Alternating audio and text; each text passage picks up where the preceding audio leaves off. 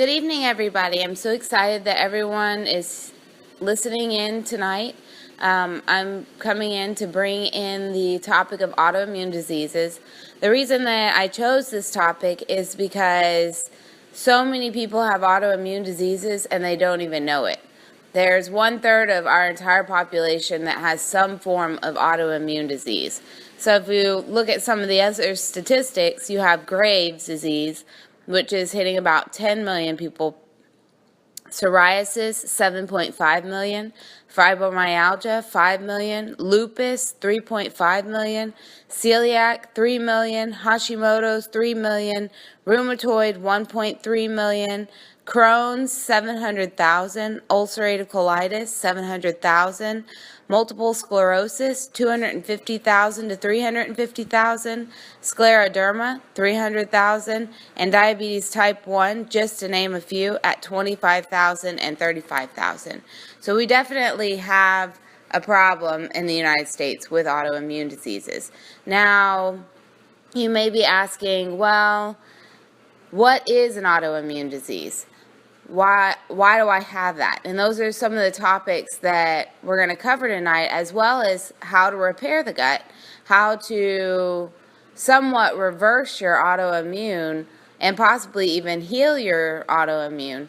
So those are just some of the topics that we're going to touch on tonight.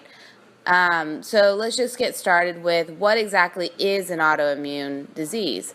So an autoimmune disease is actually underfiring or overfiring of the immune system. The body actually starts to attack itself and damages its own tissues.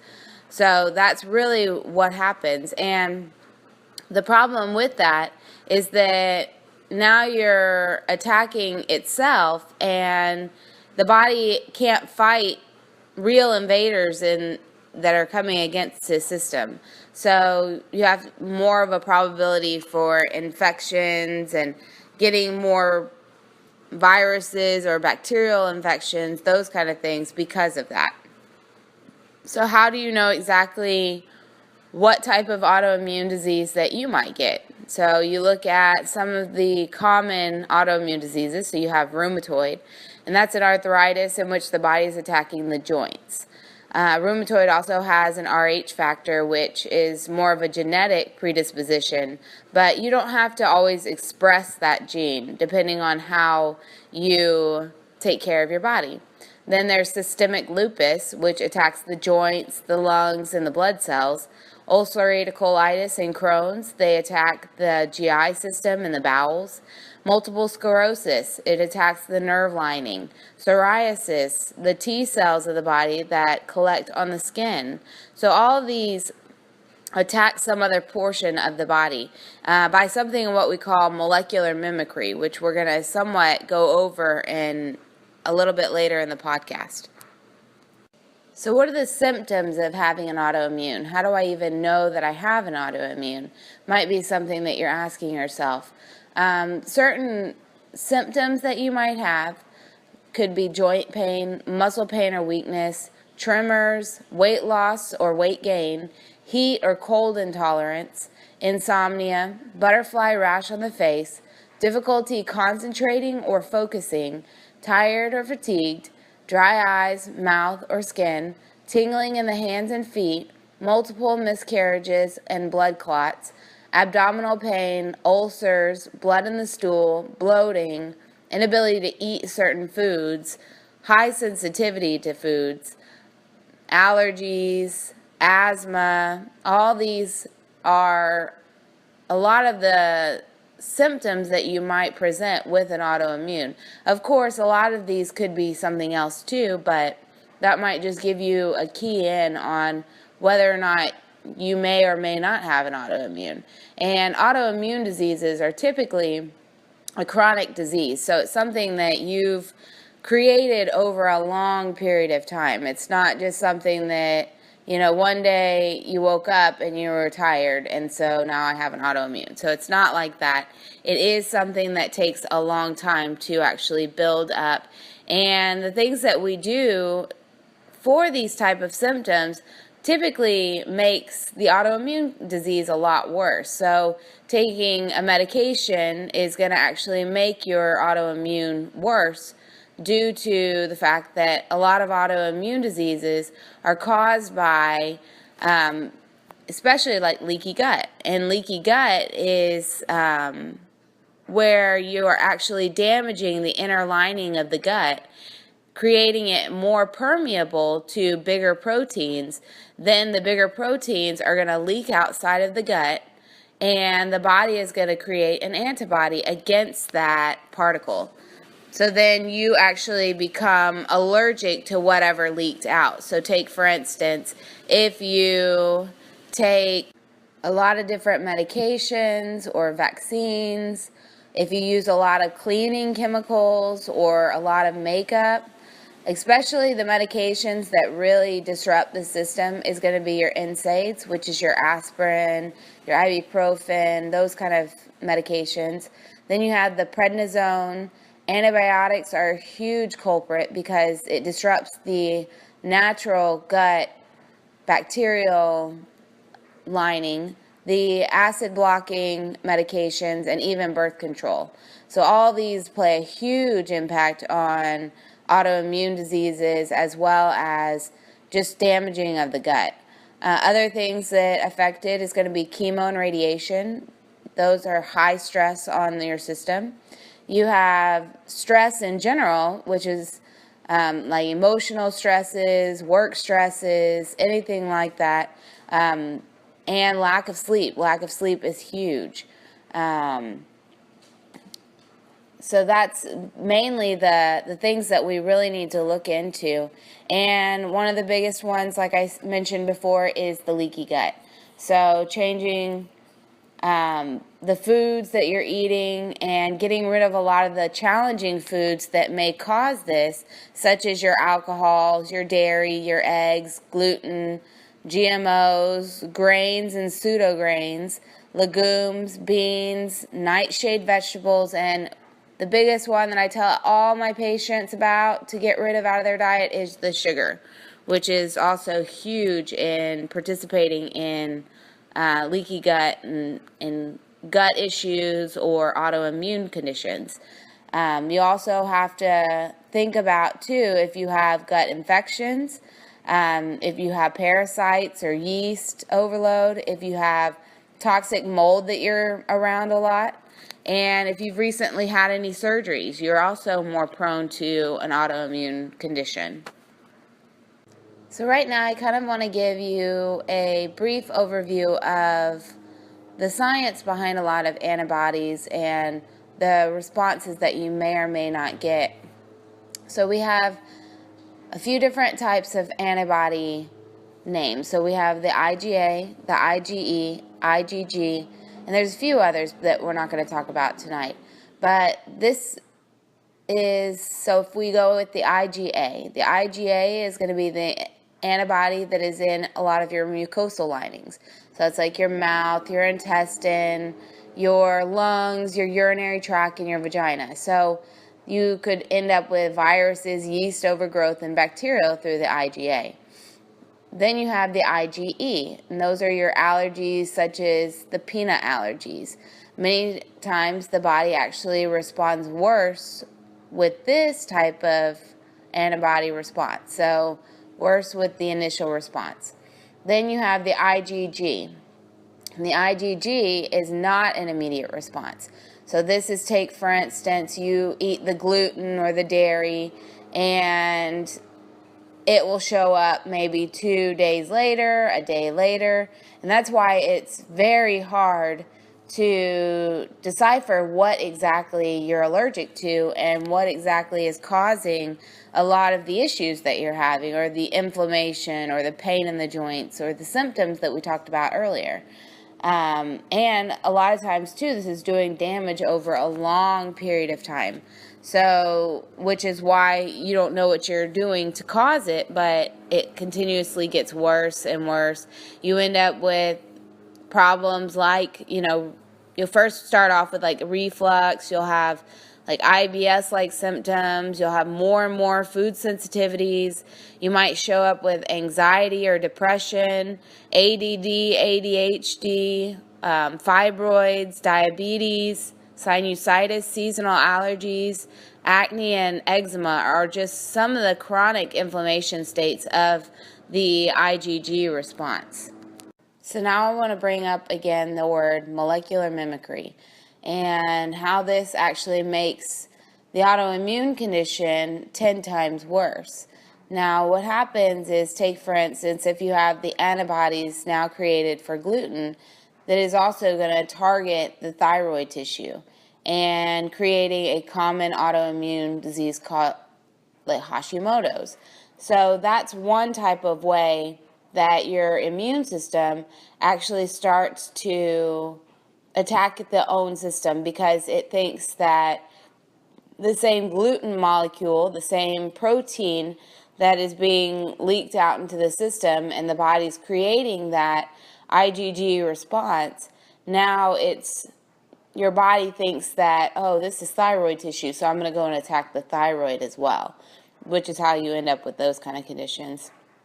So you may be asking yourself now, okay, well, if I do have an autoimmune disease, what do I need to do about it? And how do I reverse this in order to start feeling better, in order to live my life at its optimum? So number one, you're going to have to get your nervous system checked. That would be the first thing, because you can go months without food, you can go days without water, you can go minutes without air, but you can't go 1 second without your nerve supply. And you have to have that good direct communication from that brain, your master organ, down that spinal cord, out to all the nerves in the body, that goes to all your organ systems and tissues and cells, in order to communicate properly exactly how the body is supposed to work. So take, for instance, when you're eating that healthy food or taking your healthy vitamins, that the body knows exactly what to do with it. Because if there's a miscommunication in the pathway, then you're actually not utilizing the nutrients that you're putting into the body. The second thing you need to think about doing is restoring the gut. And I want you to remember the 4 R's.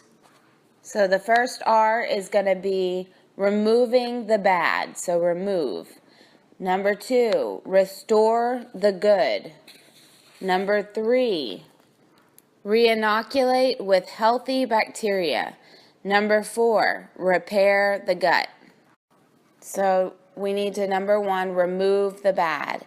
So the bad ones that we need to remove a lot of is gluten, grains, legumes, dairy, sugar, nightshade vegetables, eggs, processed foods and additives, preservatives, alcohol, caffeine, and as many medications that you possibly can lower.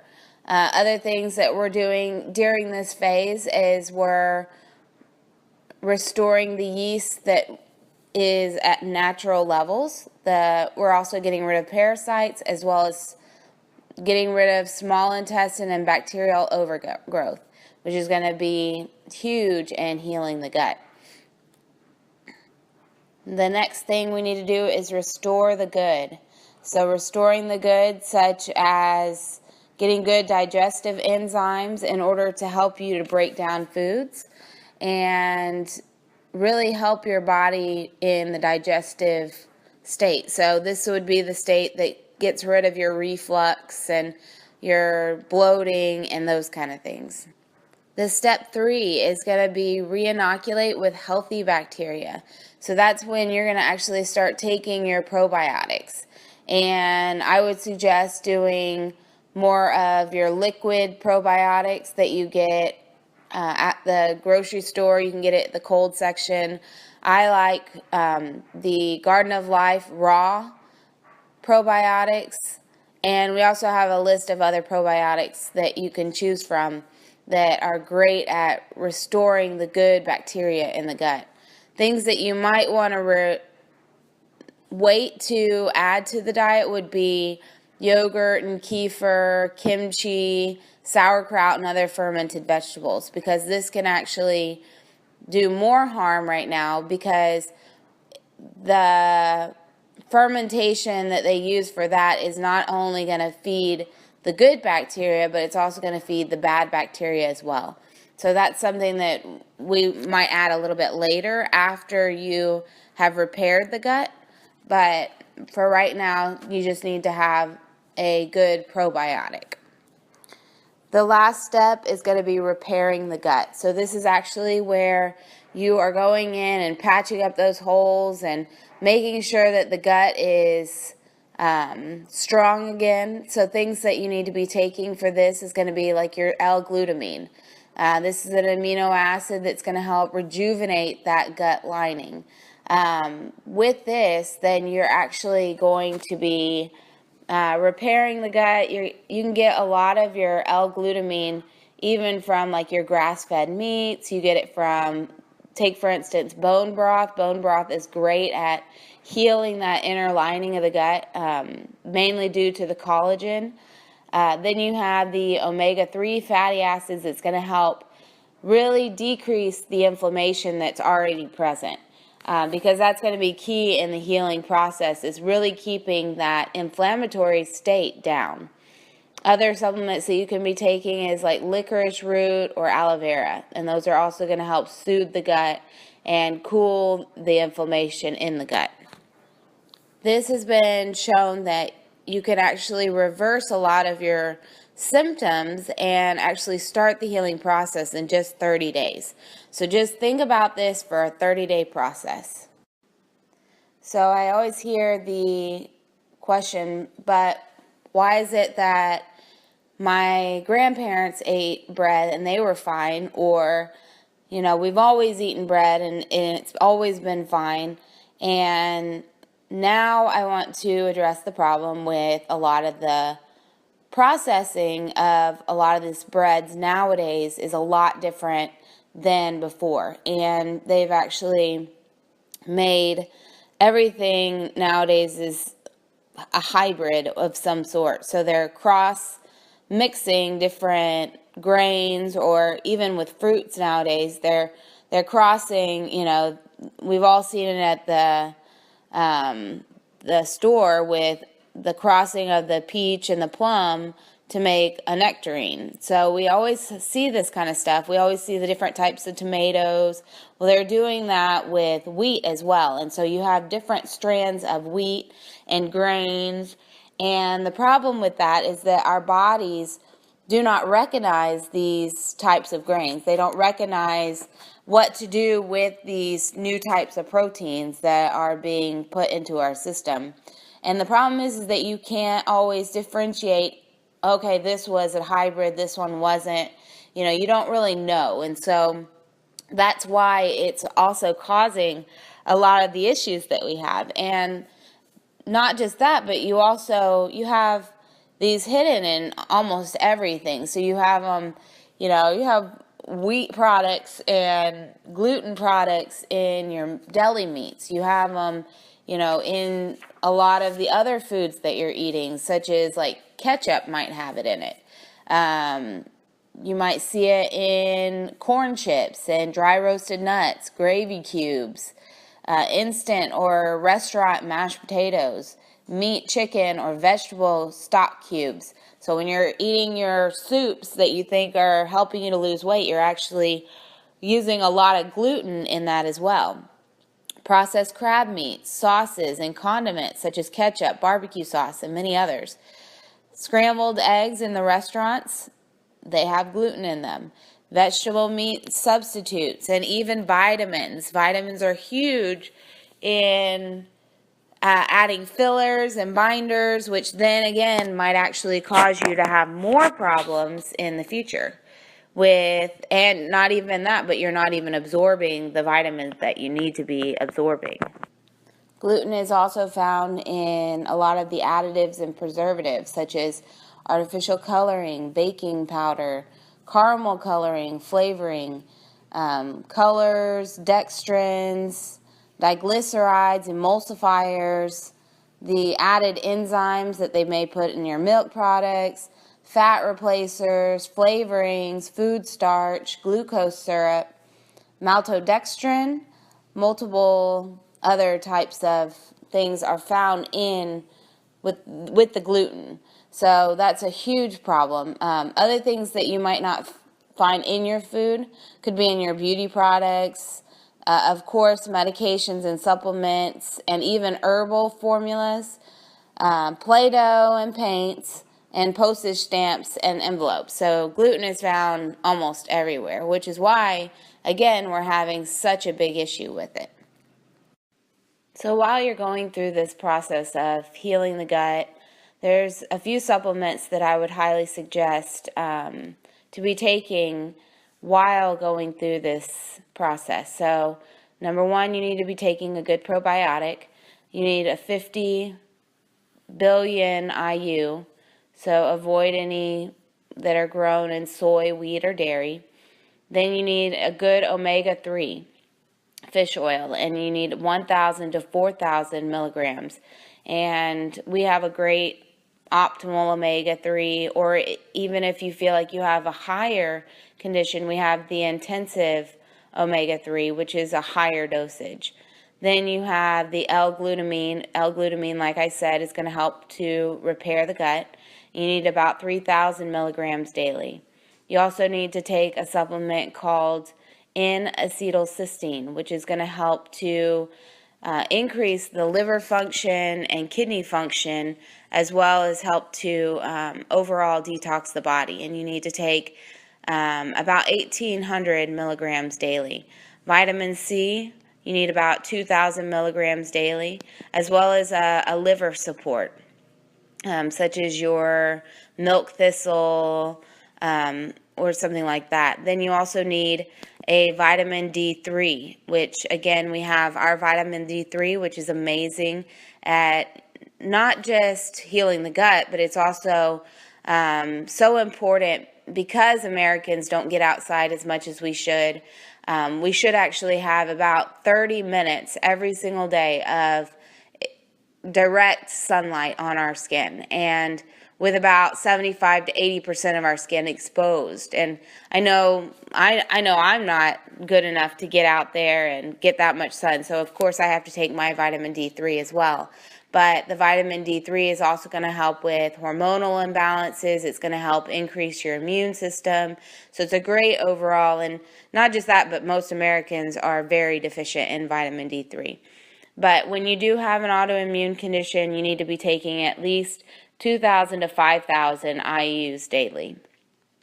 If you have more issues, such as digestive issues, you might need to increase your digestive enzymes and those sort of things, but we can talk about those on a one-on-one basis.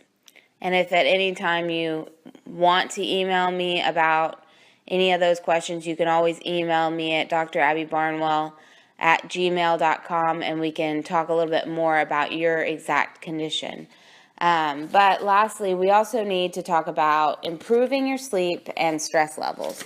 So by improving your sleep, it's so important to have a good regimen on sleep. So going to sleep at the same time every night, that way you have a good rhythm in your body, so that your body's actually healing at the same times, and the body sometimes needs the same time so that it knows exactly when you're going to be in the healing phases, because when you're sleeping is a lot of times when your body is repairing and healing and getting oxygen to those cells and those kind of things. And so it's so important to have a good sleep pattern. Other things that you do to make sure that happens is that making sure that there's no lights that are coming into your room. So making sure that all the lights are out. If you have big windows, make sure you get those blackout curtains, because that's going to help black out a lot of that light that's going to mess up that rhythm in the body. Other things is that we are always on computers and TVs, and we have lights everywhere. I would suggest getting amber light bulbs. That actually helps you to get back into the sleeping process. You can actually go to, for your computer or laptop, you can go to f.lux, and download that app, and you'll actually download an app that will turn your computer and laptop into amber light bulbs. Then if you have muscle spasms or anything like that, you can do the Epsom salt baths, and that's going to help to relax those muscles, relax your system in order for you to go to sleep, because it's got the magnesium in there. You also need to just make sure that you're trying to get as much sunlight during the daytime as possible. Skip out on the alcohol, because a lot of people use alcohol to fall asleep, and that actually is going to mess up your system even more. So other supplements that you can take if you do have a problem with sleeping is going to be the 5-HTP, which is a natural antidepressant and helps you to regulate your sleep patterns. We actually have a supplement in our office called Sleep and Mood that has that in it, and it really does help you to fall asleep and helps you to wake up in a better mood. Then you have, of course, the melatonin, which is a brain chemical that actually it helps the body's sleep cycle. Then again, magnesium is great to help to relax those muscles and joints. You can also use oils at night. So you have your lavender, which is going to help you to relax your system. If you have a hard time breathing at night, there's the Breathe oil that's going to help a lot. But there's a lot of things that you can do to enhance the sleep patterns. Again, a lot of people are sitting there saying, well, I just can't turn my brain off. I can't relax. So things that I know that I've tried with helping myself to relax before going to bed is writing things down. So getting a journal and writing things down, and that way you can actually close the journal and it kind of sets it in stone. Then you have, other practices such as meditation and yoga. I love to do yoga right before I go to bed, like a relaxing type yoga, and that helps my body to relax all the muscles, to stretch myself out, and then I get a better night's sleep. All right, now we're wrapping up this talk, and just to kind of give you an overview again of everything that we've talked about.